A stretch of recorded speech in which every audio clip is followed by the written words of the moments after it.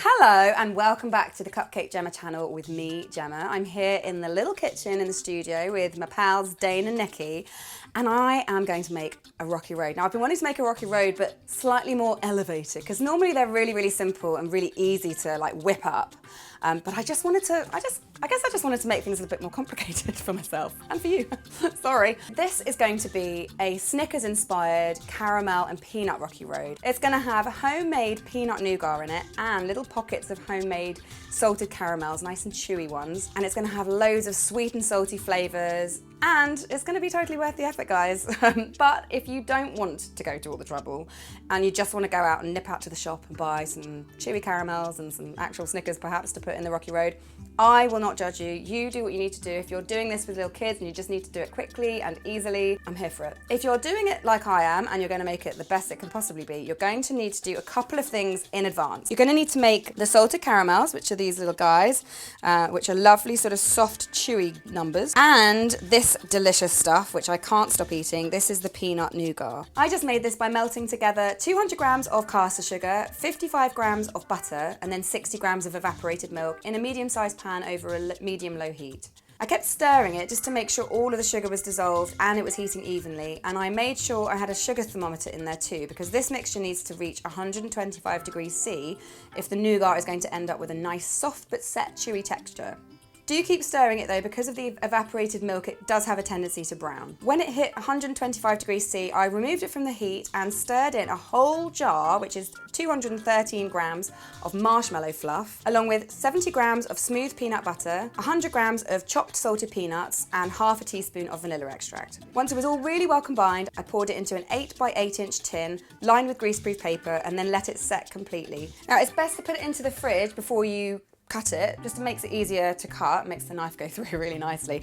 And you'll probably have worked out in terms of like the weight of all the ingredients that went in versus what I've got here. You don't need all of it. So I've got 100 grams of it here, and obviously that's quite a lot less than what we've just made, but it's just difficult to make this sort of nougat in a small quantity. To get the best results, I do recommend doing that quantity rather than like halving it or quartering it. And with the leftovers, just keep it in between greaseproof paper, either at room temperature or in the fridge. You can even like wrap them individually in greaseproof and then give them to your mates. Now this is a really delicious set caramel, but it's not too set, it's not like crunchy. It'll stay quite nice and soft at room temperature. And the way that I made that was I first of all got my cream ready. I had 75 grams of double cream or heavy cream, and I added half a teaspoon of vanilla extract and a quarter of a teaspoon of sea salt and just gave that a little stir and then set it to one side. In a medium-sized pan, I put 115 grams of caster sugar and then got that cooking. It takes a little while, but when you see the sugar at the edges of the pan turning to liquid, you can start stirring it a little bit, just kind of bringing those edges into the center. And then eventually all the sugar will have melted and it'll be a beautiful golden amber color. At that point, you can take it off the heat and then grab your cream,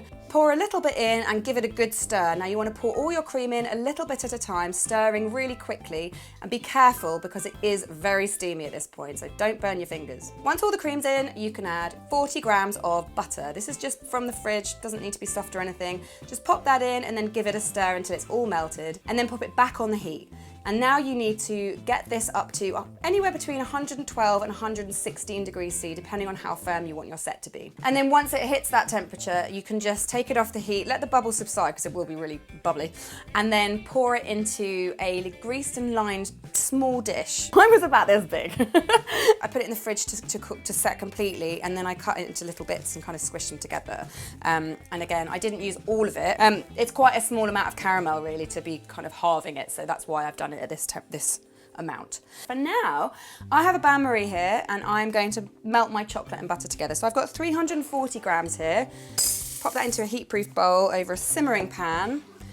I've also got 150 grams of butter, or as usual, it is unsalted.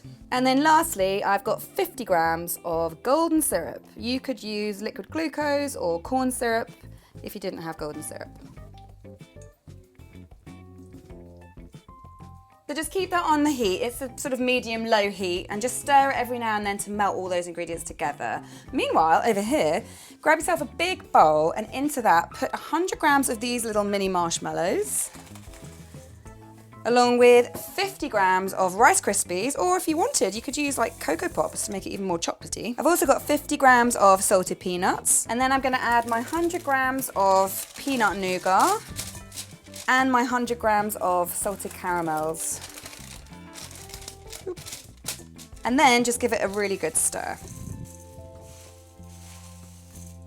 It's looking pretty good, and this is now all melted and lovely and luscious, as you can see.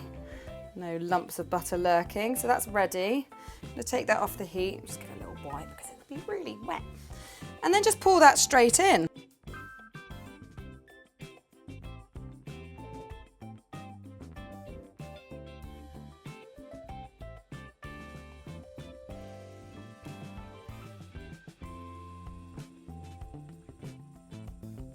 And then you can pop it into a tin. I've got an 8 by 8 inch square tin, which I've greased and lined here. Squish it about with your spoon or a palette knife, just to level it out a little bit. And then you just need to finish it off with a little sprinkling of extra marshmallows, if you so wish, I do, and some salted peanuts. And then once you're happy with it, you can just pop it into the fridge to set completely. This will take about an hour or two.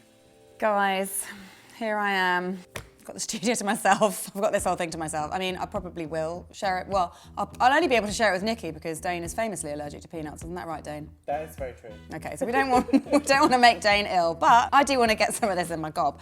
Now, I can smell the peanuts. It smells so delicious and it smells sweet and vanilla-y and yummy. And as you can see, the cut through is really nice. You've got some pockets of caramel there. And I think if I left this a little bit to just hang out, some of that caramel might sort of slowly ooze out, like in slow motion.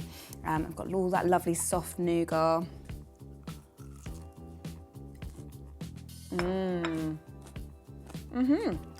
Yeah, really rich because we've used a really nice dark chocolate there.